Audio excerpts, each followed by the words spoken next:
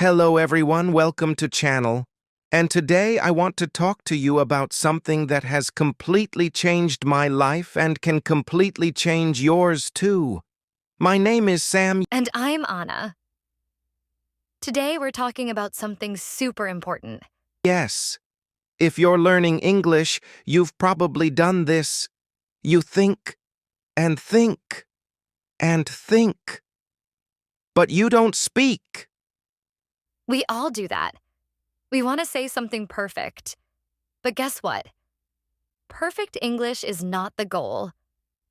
Speaking is. Right. If you wait to make every sentence correct, you'll stay silent. That's not learning. Exactly. Real learning happens when you try, even if you make mistakes. It's okay. So today's message is, stop thinking. Start talking. Just speak, even small sentences. Like, I like this.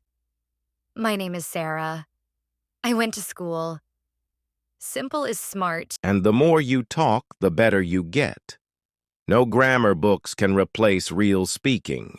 So next time you hesitate, take a deep breath and just say it. That's all for today, friends. Tell us in the comments.